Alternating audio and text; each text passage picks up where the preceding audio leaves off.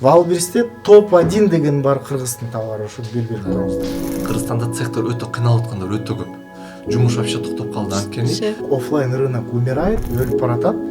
Эгерде биз ошонун баарын бүттүк производительдерди онлайн тармакка киргизе турган болсок, анда биз утушта болобуз. Миллиондук обороттору бар чоң киттерден экенсиздер.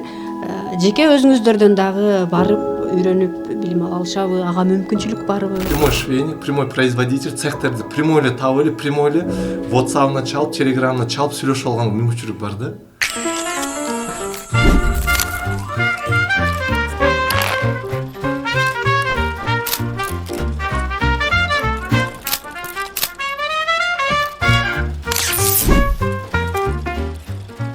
Москвадан салам жолдойбуз. Сиздер көрүп жаткан чет элде долбоору, аны алып барып, мен Жылдыз Капарова кызматыңыздарда. Бүгүн бир сиздер үчүн, мекендештер үчүн аябай чоң мотивация бере турган жакшы конокторду студиябызга чакырдык. Өздөрүнүн айтуусу боюнча потолокту жара турган, жакшы ийгиликтерди жаратып жаткан Кыргыздын бычакка сап жигиттери Айбек Маратов, саламатсызбы? Ошондой эле Нурболот Талайбеков, саламатсызбы? Студияга кош келипсиздер. Урматтуу көрүүчүлөр, бүгүнкү студиябыздын коноктору бекеринен потолокту жара турган ийгиликтери менен деп айткан жокмун. Анткени деген өзүңүздөр баарыңыздарга белгилүү болгон Валбер сыяктуу ритейлер деген жаңы платформа түзүп, негиздеп алган эмес, орустардын арасында кеңири таратып, дал ошол платформа аркылуу Кыргыздын товарларын сатып жаткан мырзалар, Кыргыздын бизнесин келечекте өркүндөтө турган мырзалар, дал ушул платформа жана ишкерлик жөнүндө сөз кылмакчыбыз. Демек бизден алыстабаңыздар. Демек дагы бир ирет саламатсыздарбы, кош келипсиздер. Платформа деп баятан бери мындай сайрап айткым келип жатат. Келиңиздер, бул идея кайдан жаралды? Негиздөөчүсү сиз экенсиз, өзүңүз айта кетсеңиз. Чоң рахмат чакырганыңыздарга. Ошо биздин ритейлерстен платформа ачканыбыздын себеби бул ошо ковидте башталды да негизи. Ошо ковид учурунда жумушун баарын токтоп калды. Сиз Бишкекте белеңиз? Ошол учурда биз биякта болуп калдык, потом учуп кеткенбиз да, ковид жаңы башталганда. Ошондо соода кадимкидей токтоп баштады да. Анткени ошо элдер үйдөн чыга албай калды, только доставкалар иштеп калган да. Оптовый торговля бул кандай? Бул получается оптовый покупательдер, ушо жаңы рынок садовод Люблинодон оптом сатып алып, уже өзүнүн регионуна алып барып, аны ошол жактан сатчу да. Ковидте уже ушундай возможность болбой калды. Оптовиктердин соодасы кадимкидей түшүп кетти да. Россияда кыргыздардын товары өтө жакшы өтөт да, негизичи региондорго жакшы алышат, орустар аябай жакшы баалап кийишет да. Анан ошол учурда кадимкидей базарлар жабылды, бир ай, 3 ай жабылды окшойт. Биз ошондо уже Бишкекке кетип калган болчубуз да. Анан ошондой бир идея келди да. Неужели ушундай бир ковид болуп калса, неме болуп калса, кыргыздар ушинтип эле отуруп эле банкрот болуп отура беришет депчи. Неужели ушундай соода токтоп калат деп бир ой жүгүрттүк да. Анан ошондо ушундай бир идея келди. Бир ушундай эле Валберске окшош эле, Валберс ошондо иштеп аткан болчу. Интернет-магазиндер иштеп аткан болчу, потому что доставка менен кетип аткан. Неужели ушундай бир платформа жок, кыргыздар ошо через ушундай программадан, приложениядан оптовиктер бизден сатып алып, уже кайта дальше саткандай кылыпчы. Анан ошондо ушундай идея келген, анан ошондо баштадык да, биринчи болчу. Биринчи кадамдар ошондо башталды. Кадимкидей ошо кагазга жазып эле. Кагазга жазып баштадыңыз. Кыргызча эле. Кагазга прям кадимкидей жазып эле, бул мындай платформа болуш керек, мындай решение кылыш керек, ошо элдер мындай кылса ушундай пайда алыш керек деп, клиенттер ким болот, функциялар кандай болот, ушундай жазып чыкканбыз да. Анан ошондон баштадык. Идея жаралды, жазып чыктыңыз, андан кийин Айбек мырза менен кантип табышып калдыңыздар? Негизи ошо садоводдо ушундай бир биздин ынтымагыбыз бар, ушундай жамаатыбыз бар. Кыргыздар бири-бирине дайыма поддержка кылат да, өзгөчө ошо биздин садоводдо ушундай байкелерибиз бар, досторубуз бар. Анан ошолордон баштайт экенбиз да, биринчи, допустим, колдой турчу адамдар ошолор экен да, жакындарын баштайбыз да. Анан ушу байкелерибизге айттык, ушундай идея бар, кандай дейсиңер десек, ушу Айбек байке өзгөчө ушу неме кылды, действительно, почему нет деди да. Анан ошондой кадимкидей эле ушундай идеяны осы жана кинодогудай элечи, мындай кагаз көтөрүп барасың, квартирадачы, ушу съемный комнатада эле бир 10-15 бала чогулдук да, и ушундай идея бар депчи. Анан элестетиңиз бир көтө съемный комнатада эчтеке жок, жөн эле бир дасторкон же жүзүн коюп койгонбуз ишибиз. Анан ушундай идея бар, давайте ушундай кылабыз депчи, биз өзүнчө эле там Amazon болобуз, типа Wildberries сыяктуу болобуз депчи. Ошентип баштаганбыз да. Анан ошо Айбек байкелер азыр өзү айтып берет го кандай болгонун ошо. Мен эле айтырбын. Айбек мырза, мындай сурайынчы, мындай Нурболот мырза эми жаш эле, мындай бир жаш бала, балким сиздин мындай жашыңызга салыштырмалуучу. Анан кагазга жазып алган бир идеяларын алып келип, анан сизден ушундай бул эми албетте миллиондогон чыгымдар талап кылса керек. Ушуну ишке ашыралы деп атса, кантип ишендиңиз, кандай колдодуңуз? Ушул тууралуу бирок жана орусча айтып коет го, предыстория депчи. Ошонусун бир аз кыстырмак катары кошо кетейин. Бул ишке ишеништин астында мен прекрасно түшүнгөм, что биздин кыргызский текстиль боюнча речь болуп атат да. Биздин негизи эле легкий промышленность деп коет, общий эле кыргыздын товары. Даже тети Советский Союз учурунда эле 15 республиканын ичинен биринчи местода болчу да. Азыр мен түшүндүрө кетейин, буга далилим бар. Менин чоң апам өзү швея болуп иштеген 40 лет деген фабрикада. Эми ал киши айтып берип атат, аз 87 жашта, дагы деле тирүү. Ал киши айтып атат, переходящее знамя деп коет. Ким жакшыраак тиксе, мисалы үчүн Белоруссия жакшыраак тиксе, ошол жака кетип калмак экен да, ошо флажочекчи. Ошентип 17 жолу деген 17 жыл подряд кыргызский текстиль боюнча первенство алып жүргөн деп мага ошондой диплом эмелерин фактически көргөзгөн. Эми ошондой информация менен владеть этип жүргөм да, ошо баягы биздин кыргызский текстиль менен иштеп атканда. Анан кийин эң кызыктуусу, биз Кыргызстан, баягы мен эмне үчүн азыр Кыргызстан кыргызский текстиль деп атам, баягы өзүбүздүн кыргыз экенибизге жана өзүбүз Кыргызстанда төрөлүп өсүп мындай тузун, суусун ичип калганыбызга миң мертеден шүгүр Алла таалама бир кандайдыр бир шүгүрлүк келтириш керек экенбиз. Эмне себеп аз айтып берейин. Пекинге, Бишкектен Пекинге 4000 километр экен. Эми Бишкектен Москвага канча километр? Баарыңыздар эле билесиздер, көбүнчө такси менен иштегендер тоже 4000 километр. То есть биз стратегически туура жерде турат экенбиз да. Өзүңүздөр билесиз, Кытай менен Москва бул эки азыркы 21-кылымдын чоң державалары ортосунда ошондой улуу кыргыз эли более мындай мобильный болуп ошондой ишти кылып атат. Эми эмне себептен макул болдум деген суроого кайрылып келе турган болсок, мен ошондой эле сразу пронюхал да. То есть ооба бул иштейт. Бизде ушундай эме бар, бирок офлайн рынок умирает, өлүп баратат. Эгерде биз ошонун баарын бүттүк производительдерди онлайн тармакка киргизе турган болсок, анда биз утушта болобуз деп.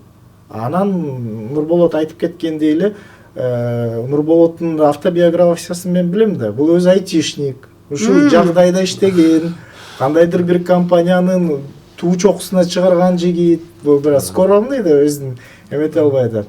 Ошонун баарын эмеге учетко алып туруп, анан кийин любой бизнесте бир нерсе секрет айтып берейин, любой бизнесте тобокелдик кылыш керек да.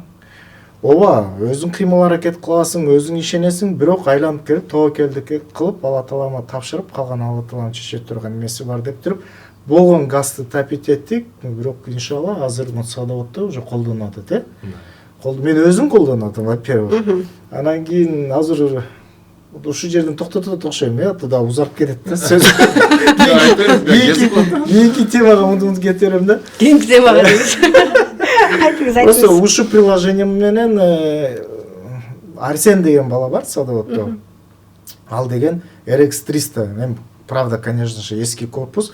Ушул приложениянын ушул мындай чачыратуу деген эмеси бар да, режимичи. Биз мурун мен өзүм соцсетте, интернет магазинде иштегем да, ВКга, Телеграмга, Инстаграмга чачыратат да. Анткени ар бирине бири-бирден киргизиш кыйын да. Мен 15 мүнөт тияка, 15 мүнөт бияка, 15 мүнөт бияка убакыт кетирчүмүн. Ал программаны one click деп коет, бир басканда одновременно чачыратат да. Анан еще зазору бар. Мисалы үчүн мен 1000 сомдон койсом, элдерге 1200 дейм. Мен өзүм да 1200дөн сатам. Алар да 1200 сатат. Бирок анын платформасынан заказ түшүп, аудиториясынан алмага чуркап келсе, мен 200 рубль ошо зазорун мен ага чыгарып берем. Ошо зазордон RX 300-ны сатып алып жатат да, ошо Арсен деген жигит. Бул бир аз техникалык моменттер болуп калды. Балким түшүнбөй калышы мүмкүн. Программага, платформага кире электер бир аз түшүнбөй калдык. Бирок сезип атабыз. Нурболот мырза анын ичинде мындай бир көп мүмкүнчүлүктөрдү киргизгениңизде. Айтыш жогоруда эми тажрыйбаңызды да айтып өттү. Сиз негизи кайсы компанияда айтышник болуп иштегенсиз? Базарда соодада отурдуңуз беле? Ушул жөнүндө да айта кетсеңиз. Негизи ошо мен по идее ошо мен негизи университетте банковский делоны бүткөм да. По идее экономфакты, банковский дело бүтүп, бирок аяктан болсо мен буквально жарым жыл иштеп көрүп, вообще ошо меники эмес экенин мен сездим да. Мындай сурайынчы, Москвага качан келдиңиз? Эмнеге келдиңиз өзү деп? Кандай бир оор кыйынчылыктар менен келип калдыңыз? Бул негизи ошо мен ойлонсомчу, бул неме тагдыр деген нерсе бар го. Это судьба да. Потому что мен негизи эң баштан айтсамчы, мен эч качан Россияга келем деп эч качан ойлогон эмесмин, честное слово. Мен шаарда жашап, мен англисче свободно владеть этчүмүн да. Мен, кстати, кыргызча вообще сүйлөчү эмесмин. Россияга келип үйрөндүңүз? Да, кызыктуу нерсе ошо мен туугандарым айтат да. Мен болсо вообще орусча, только орусча сүйлөп, анан Россияга келип, наоборот, кыргызча үйрөнүп келдим депчи. Анан мен эч качан ойлочу эмесмин ошо Россияга келем депчи. Россияда болсо только гастарбайтерлар иштейт деп ушундай ойдо жүрчүмүн да кичинекейсинде. Кара жумушта иштешет деп ушундай. Анан өзүм болсо дайыма ошо Америка, Европада окуйм деген бир немем бар болчу да. Мен англисче кадимкидей advanced уровень деген бар. Это когда native speaker деп коюшат да, это когда естественный говор. То есть мен кандай орусча, кыргызча сүйлөшөм, ошондой кенен сүйлөчүмүн да англисчечи мурун. Вот. Анан ушундай чет өлкөдө иштейм деп жүрчүмүн да, бирок ушу тилекке каршы ушундай Алла Таала каалаптыр да. Алла Таала бизди ушу Россияга алып келем деп чечиптир да уже. Анан ошо биз IT потом банктан иштеп, ушу биз кимескен биз ошо IT компанияга кирип, тоже это там интернет торговый площадка болчу кадимкидей. Ушу торговый площадканы тоже көрүп, үйрөнүп, ушу Валбир сыяктуу болчу да негизи. Кыргызстанда бул же? Кыргызстанда болчу. Действительно жакшы, биз иштеп атканда жакшы деңгээлге жеткен да, потом ушу биз көз карашыбыз туура келбей, мен чыгып кеткем да. Вот как бы так чарп койгон да, условно да. Вот. Потом уже я исполнительный директор болуп иштечүмүн ошол убакта, 70 кишиден ашык иштечү да команда. То есть ушундай тажрыйба менен, ушундай опыт менен келгем да уже. И потом уже Москвага келген себеби ушу биздин үйдөн бир семейный неме болгон, какое-то происшествие, условно, там үйгө болсо ушундай урлар келип, тийирбүү болуп, и мы были вынуждены вот по воле судьбы, да, ушундай кешкер болуп калды. Москвага акча табыш үчүн келгенсиз, мындай айтканда, иштеш үчүн. Ошо соода кылганга келген. Эмнеге Москвага англисчени эркин сүйлөп жатып? Мен болсо ушу байкем бар, Нацбанкта иштейт, ошо бирок негизи үйдө ошо сүйлөшүп чечкенбиз да, ошо байкем болсо немеде окусун, то есть Нацбанкта иштеп улансын. Менин сестренкам Германияда окуйт, анын сестренкам болсо ал окуп атат, аны болсо неме кылбайлы, анан ортодон мен окуп атам. Бул называется какой-то средний ребенок, да. Бирок это судьба, да, судьба. Я согласился, давайте, мен анткени ушу ата-энем болсо ушу швейный производство да, ушу дордойдо бизнесте уже больше 15-20 лет, да, именно ушу производство одежды, текстиль, да. Анан ошон үчүн мен айттым, хорошо, мен макулмун. Мен башка апам айтты, сага башка орустар төлөгөн ушул эле акчаны мен төлөп берейин, сен бизге иштеп бер. Я говорю, хорошо, давайте. Анан ушундай жолубуз баштадык. Бияка келип, бирок мен ушуну түшүнүп атам, это судьба да. Азыр ушу бияка келип ушундай чоң возможностьтор, чоң бир чоң мүмкүнчүлүктөрдү көрүп, азыр ошол мүмкүнчүлүктөрдү колдонуп, азыр биз ушундай чоң көп проекттер ачылып атат да. Азыр ушу по ходу дела айтып беребиз да, ошо эмне проекттер экенчи. Ошо ритейлерс ошолордун бири да. Алгач садовод базарында иштеген эле ишкерлерге кандай болду ошондо? Аларга иш кандай уюштурулду дегеним да. Аларга мындай ар бирин ушу платформаларга катталыш керек деп көндүрдүңүздөрбү же? Жок, аларга просто жеңилдик болду да, анткени дагы кичине предыстория айтып берейин. Илгери биз билесиздер да, дордойдо деле ушундай болсо керек, жөн эле илип алып, үтүктөп, красивый кылып, кийимди сатчу. Бирок биз эмнени түшүндүк, азыркы заманда андай метод уже жарабайт. азыркы заманда фотосессия продажный болуш керек. Анан фотосессиянын ылдый жагында описаниясы тоже продажный. Мындай окуганда сатып ала турган деңгээлдеги описаниялар болуш керек да. Ключевиктерди туура тандаш керек. Анан дальше таргетировать этиш керек. Анан кийин биз байкадык ким соц тармакта жана онлайн магазин деп коет го, ошондо ачса, они выжили, мындайча айтканда. А те люди, которые по старинке, баягы илгерки биздин мамаларыбыздай болуп иштегендер, алар жабылып тилекке каршы кетишти да. Анан биздин максат мындай болду да, биздин жүрөгүбүз атышты, биз айттык, максимально жардам бергенге аракет кылдык, чтоб аларды соц магазин ачкандарга, чтоб алар мындай илгерки соодасын современный соодага айландырганга биз аракет кылдык.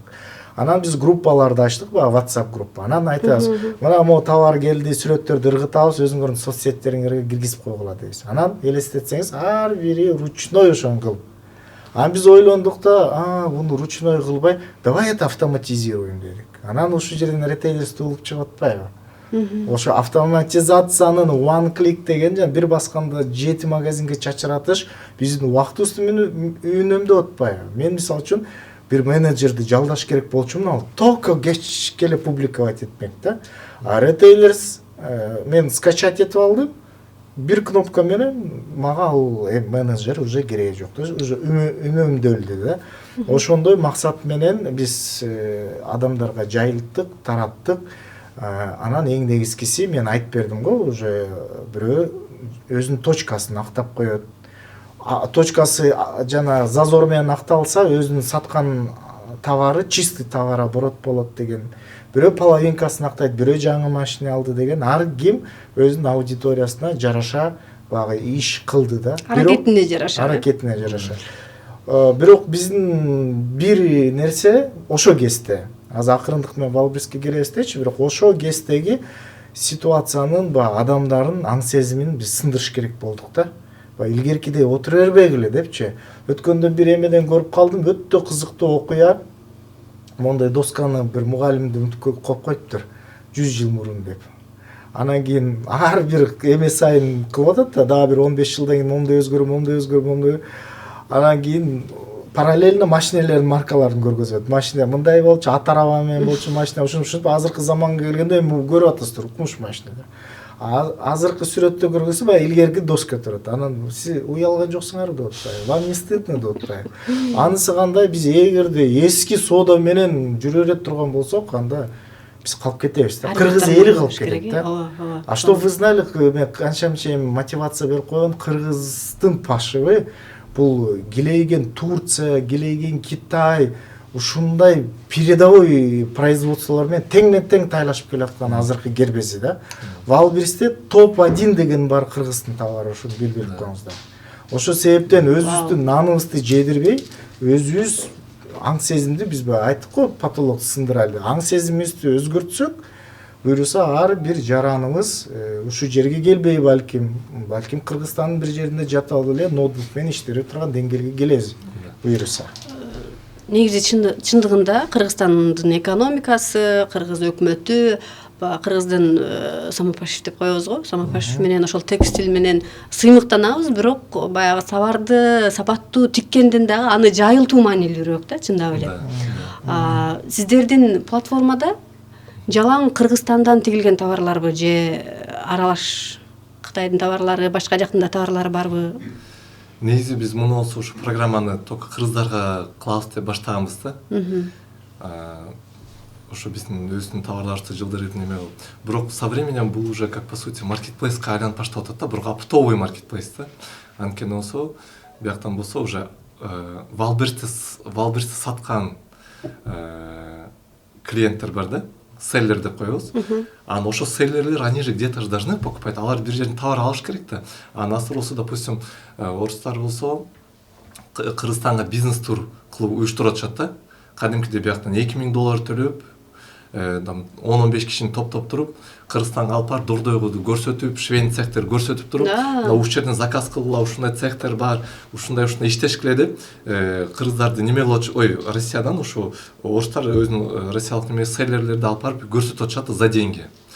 А потом вал ритейлерс болсо какой вопрос решает, ушундай немени чечет экен да. Орустар азыр келбей эле ушу через мобильное приложение сразу ушактан прямой швейник, прямой производитель, цехтерди прямой эле таап эле, прямой эле WhatsApp-на чалып, Telegram-на чалып сүйлөшүп алган мүмкүнчүлүк бар да. То есть получается буякта орустарга да, буякта селлерлерге өтө выгодно болуп атат. Анткени прямой поставщикти тапканга возможность болот. И также биздин Кыргызстандагы цехта действительно өтө чоң кризис болуп атат. Сейчас вот прям сегодняшняя дата Кыргызстанда цехтер өтө кыйналып аткандар өтө көп. Жумуш вообще токтоп калды анткени. Az бияктан болсо ошо эми көп причина бар, бирок ошонун бирөөсү ушу базарлар биякта Садовод, Люблино, аны еще моундай азыр политический проблемалар болуп атпайбы негизи ошо общий международный неме айтпай эле коеюн. Анан ошол үчүн экономика түшүп атат, бирок Валберсте иштегендер иштеп атышат. Валберсте иштегендер иштеп атышат, бирок оптовиктер жок. А мурун болсо Кыргызстанда Дордойдон кимдер алчу, ушу Садовод, Люблино саткандар алчу да. Анан азыр ошол Садовод, Люблино конкретно содасы токтогондо Дордойдо токтотот. Мурун Дордойдо болсо, допустим, $3000 тапшырылып аренда берилген контейнер азыр $500 болуп калыптыр. Эмнеге? Потому что сода жок, спрос жок, и элдер жабылып вообще чыкпай калышты да. Анан биздин ритейлерстен программасы эмне кылат? Ушу боль, ушул немени решать бир боштукту маселени чечет да. А бүгүнкү күндө мындай бир катталуучу деп эсептелинеби? Мындай ритейлерстин кардарлары дейбизби же кандай бир соодагерлери дейбизби? Ну, по сути, да. Если минцек, получается, ритейлерска катталганда неме болуп катталса болот, как клиент, покупатель, как селлер, да? Как для себя, для социальных страниц Инстаграм сатканга, ВКонтакте сатканга, можно как на Валберс, да? То есть покупатель деп регистрацияласа болот, экинчиси как поставщик, производитель.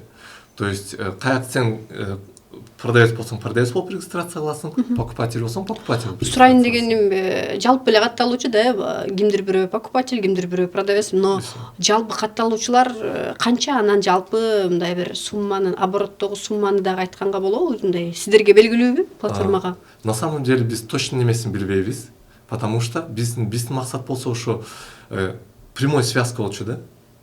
Прямой связка. Допустим, российский селлер биздин приложение келип туруп, прямой цеховикке жазып берет WhatsApp-на. Бастырып эле, там, здравствуйте, мен ушундай селлермин, бизге мындай платье керек депчи. И өздөрү сүйлөшүп алышат. Биз эч бир немени кылбайбыз да. Единственное, допустим, мы как платформа, то есть у нас платная подписка, то есть айына эле төлөшөт. Это вообще смешные деньги, честно говоря, там 1500 рубль, да. 1500 рубль это вообще ни о чем. Потому что биздин максат азыр максимально элге пайда алып келип, элди ушунун санын көбөйтүп, ушуна иштетип, иншаллах, может быть, в будущем неме кылабыз да. А сейчас пусть люди пользуются, это жеңил, это ыңгайлуу, это пайдалуу да. Вот, а поэтому без оборотно бербейбиз. Прямой эле жазышып эле, прямой эле сүйлөшүп беришет. Ошон эң бул жерде эми платформа бар, мындай талап кылуучулар бар, эки жакта мындай муктаждык бар. Бирок ошол адамдарга платформаны таанытуу аябай чоң эмгек, анан эң негизги жумуш дагы да.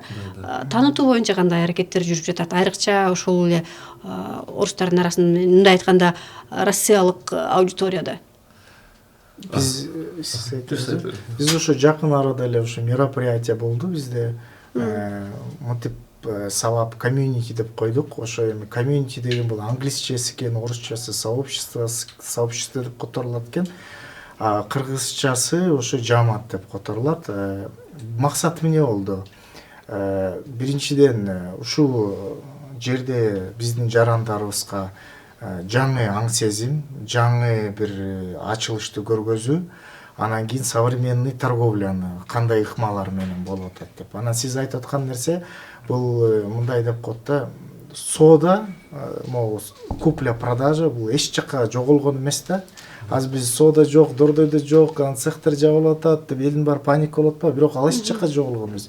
Просто бизде маркетинг иштебейт да. Биздин сыхашиктин маркетинги иштебейт, Дордойдун маркетинги иштебейт. А биз кыла турган платформа бул эки жакты мост катары объединять этип турган нерсе. Ошол себептен биз бекер эле мындай адамдар канча бир 500ге жакын адамдар келди, Гамма Дельтада болду. Валберс тууралуу, ритейлерс тууралуу, анан деги эле ушу кыргыздын жарандары кандай именно документ жагына келип такалат да, ар бир нерсе, декларация, сертификация дегенде, честный знак азыр өзүңүздөр билесиздер. Анын баары по белому болуш керек да. По белому деген сөз документтары такталган, тастыкталган, и биякта Росаккредитация деп коет, ошол жерде мындай зеленый галочка күйүш керек да. Ошол боюнча биз эмне кандай бир проблема менен такалып, ошондой бир көйгөй менен жолуксак, ошо биз чечкенбиз да убагында. Ошо конокторду, орустарды чакырганбыз. Евгений по декларации, болсо продакшн именно по фотосессии. Анан Валбристен болсо аябай чоң ийгиликке бир айда 30 миллиондон жогору көргөзгөн Шанченко деген орус бир туугандарыбызды чакыртып, конокко полностью аларды сүйлөтүп, ошо 500 адам келди, ошону биз мындай дедик да. Оказывается, еще есть интеллектуальная садака деп коет. Интеллектуальная, интеллект элдин баары сатып атпайбы? Может, это грубо сейчас прозвучит. Туалет какта десе, мякта десе, бер 15 сом дейт. Неге десең, мен айтпадым туалет какта деген маалда жашап калдык да. Анан биз өзүбүз дагы баягы динди практиковать эткенден кийин биз ойлодук да, биз кыйратып укмуш нерсе кыла албасак, хотя бы өзүбүздүн ушу сферадагы жетишкендик менен бекер бөлүшөлү, интеллектуальный садака кылайлы деп, анан ошол жерге баарына жыйып, во-первых, это было мындай элдерге как маркетинговый ход, ритейлерс боюнча таануу болду, потому что ал жерден көп кыргыз жарандар мен селлер болуп иштейм дейт. А мен жаңы эле обучениени бүттүм дейт, бирок эми билбем товарды кактан алам дейт да. Я говорю, не переживайте, мы о вас уже подумали, вот ритейлерс киргиле, ошол жакта поставщиктер бар, цена дропшиппинг деп коет, даже бир штукту оптовый баа менен алганга мүмкүнчүлүк бар деген нерсени айтып бердик. И мындай нерсе экен да, эгерде биз бирөөгө жакшылык кааласак, мага мындай адамдар келет да. Айбек байке, мен цехым бар, мага клиент алып бериңизчи дейт. Биякта мен чогуу жүргөн адамдар, Айбек байке, мага бир жакшы цехти алып бериңизчи, бар эле мени калп айтып атат, бир жакшы. Бул да жакшы поставщик дейт, бул жакшысы. А мен, я никто, Алла Тааланын буйругу менен экөөнү эле мынтип жибин байлап койдум, экөө жакшынакай иштеп, летний сезон экөөтөн жакшынакай иштешиптир да. А ушу сооп иш эмеспи? Бул деле сооп ишке жатат да. Ошон үчүн бирөөгө жакшылык каалаганды, бирөөгө мындай без всякого интереса бир нерсени кылуу, бул деле бир чоң бир ибадаттын бири деп мен ойлойм. Бирок тилекке каршы көбү бул нерсени практика кылбагандан кийин для них это космос экен да. У них баштары жарылып кетет. Как так? Вы бесплатно? Зачем? Ошого чейин абсурдка чейин баратат да. Я более еще скажу, когда мы говорим Нурболот Экоз, иншалла, 5 миллион населения багасы, вообще баштары жалып, как в смысле 5 миллион? Оңой эле, ритейлерсти ачтык, эки жакты байлап койсок, ал бир цехте 100 кыз, 200 киши өзүнүн үй бүлөсүн багып, монтип, сантырап, мындай алыскы миграцияларга кетпей, сакталып, Кыргызстанда эле калып калса, 5 миллион население бакканга жатпайбы? Биз ошого себепкер болуп атабыз да. Ошон үчүн кыргыз элим ойду бийик кенен чышташ керек экен да. А биз болсо эптеп эле үй бүлөсүндө баксак, мындай ограничивать этип, мындай рамка бир коробка кылып коебуз. Анан бир коробкадан экинчи коробкага барасыз, ушинтип эле өмүрү өтүп атат. А өмүр эмне? 25 плюс 25 плюс 25. 3 бөлүктөн турат, 75тен кийин энергия жок, күч жок, физический. Мен, например, экинчи бөлүгүндөмүн. Ар бириңиздер өзүңүздөргө суроо бериңизчи, канчанчы бөлүктө сиздер турасыздар, мисалы. Эгерде сиз кандайдыр бир бөлүгүндө турганда ойгонгула, надо просто действовать и все. Коркпош керек, канча тобокелдик кылыш керек. Кайсы жерде силердин тажрыйбаңар күчтүү болсо, ошол жерин усиливать этиш керек. И болду, мен ойлойм баардыгы жакшы болот. Эң жакшысы элдер жасап аткан миллиондук, миллиарддык оборотторду биздикилер да жасаса болот деген бир чакырык болуп жатпайбы? Ошондой болду да. Мисалы үчүн менин көйгөйүм мындай да. Могу жайында эми айтышка туура келип атат, айтпаса да бул эми бизде бар го, курс сүйлөйт дегенчи. Менде мындай проблема болду. Эми российский налогообложение ИП РФ да, российский налогообложение боюнча упрощенка 6%, анан УСН деп коет 1%, ошондо общий 7%.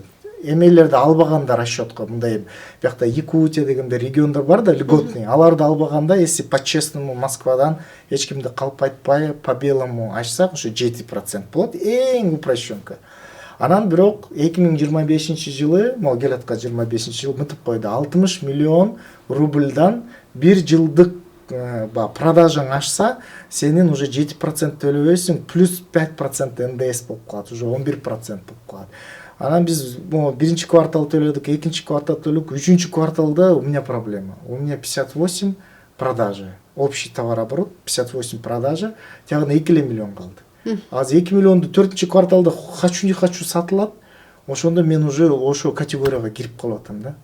Уже все. Мен ал көйгөймөн келдим, мен ал жерди ишараны казып иштеп баштадым да. Кандай кылганда кантип я могу вот более по-нормальному это все решить деп. Анан кийин көрсө Нурболоттуку дагы ушундай сыяктуу көйгөй экен, башкаларды а биз айттык, а почему мы этим не делимся просто с народом депчи.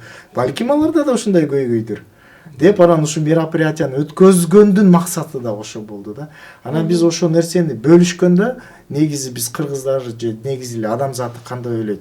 Мен бир нерсени бөлүшсөм, мен убактымды тияка кетирсем, бияка жеке жумушум калып калат, менин рызкым кемип калат дейт. Жок. Ушундай бир эмелерди ачат экен. Бияктан болбосо бияктан келет экен да, аш прям уже бери не хочу да. Кереги жок, мен биягымды жетишип алайынчы деген мааниде. Бирок бул бизнес бир нерсени мен байкадым, көкүрөк маселеси. Эси көкүрөгүбүз кенен болсо, мындай кенен деген түшүндүрө алдым да. Кенен болсо бизге момундай ритейлерске окшогон, жанагы үйдө да айткан Савап логистик, бул деле бул чоң проекттер да, ритейлерсте чоң проект. Бизге кичинекей болуп калат экен. Нурболот экөөсү кичинекей, мындай жеңил өттү да, Кудайдын буйругу менен. Бирок көкүрөгүбүз тар болсо, азыр Нурболот көбүрөсү менден кызганып, же ал менден кызганып, же балдар бирин-бирибизден эле кызгана эле турган бул долбоор может түзүлбөй калмак. Балким даже 500 кишини чогултуп, жанатты бөлүшө албай калмак. Албетте, маркетинг, интернеттеги соода, бунун бардыгы замандын талабы, ошол эле Wildberries, ошол эле стердин платформа. Бирок маалымат бекер берилген кезде, чындап эле жогоруда айткандай, биринчиден кабыл алуучулар шектенүү менен карайт, кандай кызыкчылыгы бар депчи. Экинчиден, бекер маалыматты сиңирүү да кыйын болот да. А сиздерге катышкан 500 катышуучунун арасында мындай бир ошол мүмкүнчүлүктөрдү пайдаланып калууга даремети жеткендер бар бекен? Кайтарым байланыш кандай болду? Ошо мындайча айтканда кайтарым байланыш жалпак тил менен айтканда мынтип айтты да, тиги орустарды чыгарбай силер эле чыксаңар болмок деди да. Анткени биз жүрөккө жакыныраак болмок да. Биз сөзүнүн кыскасы, биз деген не только бизнести айттык да, биз духовный частында параллельно айта кеттик да. Биз айттык, кылгыла дедик, өзүңөрдүн максимальный кандайга возможность бар, ошо нерсени кылгыла дедик. Бирок унутпагыла, бул нерсени жүрөгүңөргө оор күч кылбай, бияка тобокелдик кылып калтыргыла деген духовный, руханий байлыктарды да айта кеттик да. Ал жерге келген адамдар ток эс алып кетти. Бир улгайган эжеке келди, ал мага мынтип айтты: мен технический частын түшүнгөн жокмун деди. Ал математикада тиндей мындай. Бирок мен түшүндүм деди, что мен буйруса мен потолокту жарам деди да. Силер мен могу көкүрөк маселем өтө меники мындай баягы кыжалаттык менен жашап аткан кез экен да. Мен бул жерден эс алып чыктым деди да. Мага ошо нерсеси, эң негизгиси ошо нерсеси бизге мотивация берди да. Значит, биз кылган нерсебиз башка биздин мекендештерибизге не только бизнес жаатынан эмес, биздин өзүбүз түшүнгөндөй эле руханий жагы, психология жагынан дагы мындай чоң мындай шарларда ошондой проблема менен жашагандар жок эмес экен да. Биздин мекендештер бир четинен да психологический жактан кыйналып, при этом внутренне иштейт, бир жагынан бул жагы. Биз ошону уйкалыш алып кеткен үчүн мен ойлойм абдан мындай продуктивный өттү депчи. Ошо толуктап коесузбу? Бизде еще вот в прошлом году опыт болгон да. Биз в прошлом году ошондо биз ушундай бир кичинекей мареке өткөргөнбүз. Ошону тоже ошо базардын артында эле бир кичинекей кафе. Ишкерлер менен, ишкерлер менен жолугушуу. Да. Ошондо 150 адамдай чогулган да. Ошо кафени биз өзүбүздүн акчабызга эле ушундан эме алганбыз. Биздин максатыбызга эле ошо элге кызмат кылып, элге бир пайда жеткизүү да. Немеси максат менен чогулуп, ошонун баарын тең ошо Wildberries жөнүндө неме алганбыз да, кайта эле ошо информация бергенбиз да. Анан ошондо болсо ушундай бир моменттер болгон. Мероприятие бүткөндө биз баарын түшүндүрүп бердик. ОТДО кандай кылыш керек, эмне кылыш керек, кантип кириш керек, кандай ИП, кандай банк, ушундай эле да почти. Анан ошондо болсо элдер чыгып аткандан бери угуп калдым да. Кээ бир эжелер болсо мени тотту. Мен бияктан ошо аш плов болот деп келгем деген сөздөрдү калыстайм. ошондо болсо я такой в шоке, да, потому что биздин ошо, допустим, биздин ошо беримдиктин максаты эмне болчу, ошо бир элге бир пайда, именно интеллектуальный бир көтөрүп пайда алып келип, что элдер ушу өзүнүн жолун таап, өзүнүн таланттарын ачыштын деп ушундай бир өткөрүп атканбыз, то что мероприятиянычы. Анан кээ бир ушу адамдар ушундай болуп калганда өлө бир 5-6 күндө кадимкидей без настроения жүрдүм да. Ушундай болот экен да. Анан я такой думаю, ушу жамаатыбызга айтып атам да, Айбек байке, ушундай мен угуп калдым вообще, вот биз эмне үчүн кылып атканбыз ушу мероприятие, алда элдер түшүнбөйт экен деп ушундай кичине нааразы болуп жүргөм. Бирок быйыл кандай келишти? Да, бирок карабайсыңар, ушу мероприятияны уюштуруп атканда биз неме кылып аттык да, с прошлого года кандай результаттар болду, кимдер ушу ийгиликтер жеткен болсо бизге отзыв кылып бергиле, ушу мероприятие чыгып сүйлөп бергиле дедик да. Карасак өлө көп экен. Биринчиден, биринчи мероприятиядагы жанагы 150 адамдан 150 адамдан аябай жыйынтыгы чоң аябай результат чыгарган жигиттер бар экен Да, да. то есть там ушундай бир кыздар, балдар болду, эжекелер болду, которые там они в месяц 2 миллион, 3 миллионго соода кылып аткандар болду да. Мени кубандырганы дагы ошондой болуп жатат да, эми биздин мекендештер эгер мындай бир грубо алсак 30 жылдык миграциянын жемиши ушул мындай чоңоюп, даражасы өсүп, чоң ишкерлер болуп, анан мурдагыдай ашка, чайга эле эмес, мындай бизнес жолугушууларга келип жаткандыгы, анан эң башкысы ушу ишкерлерибиз потолокту жарабыз деген бир мотивацияларды берип жаткандыгы дагы бул чоң жетишкендик, миграциянын жетишкендиги. Чоң рахмат сиздердин мындай бир биздин мекендештерге мындай бир кайрымдуулук кылып бөлүшүп жатканыңыздарга.